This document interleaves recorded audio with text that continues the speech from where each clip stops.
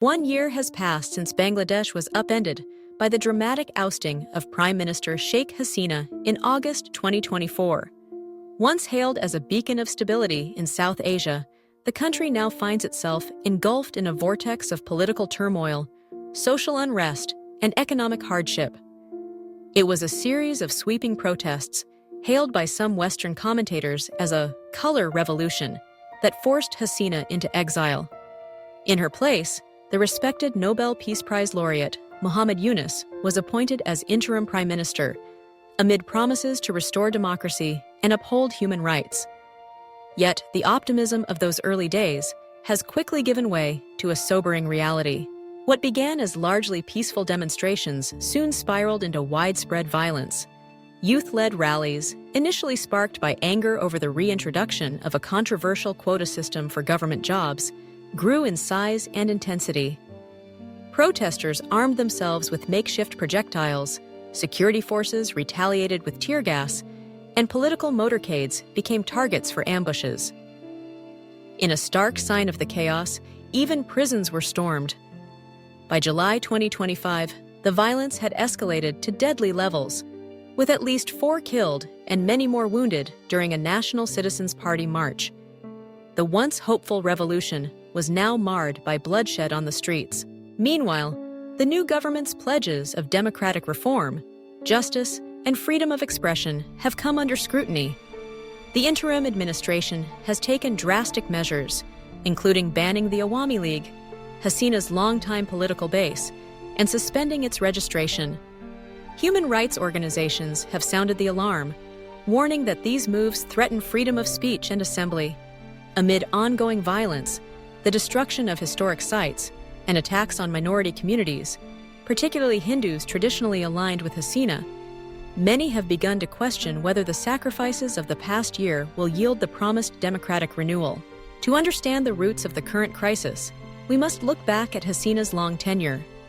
The daughter of Sheikh Mujibur Rahman, the founding father of independent Bangladesh, Hasina ruled for 15 consecutive years, after returning from exile to lead her father's Awami League. Her political journey was marked by shifting alliances and fierce rivalry, especially with Khaleda Zia of the Bangladesh Nationalist Party. Together, the two briefly united to oust a military dictator in 1990. But their alliance soon crumbled, leading to decades of bitter contestation. Despite episodes of imprisonment and allegations of corruption, Hasina's leadership saw Bangladesh transform from an economic basket case to one of South Asia's fastest-growing economies. Yet, her government's balancing act between global powers created mounting pressure. While cultivating deep ties with neighboring India, who sheltered her during her family's assassination, Bangladesh also sought support from China for major infrastructure projects. Western countries, particularly the United States, grew increasingly critical, especially in the run-up to the 2024 election, demanding transparency and even pressing for military basing rights. The result was a tense, polarized environment in which economic projects stalled and political tempers flared. The disputed 2024 election, marred by low turnout and widespread allegations of fraud, set the stage for the mass protests that followed. The Supreme Court's decision to restore the quota system, setting aside over half of government jobs for certain groups, including war veterans' families, ignited a wave of student demonstrations.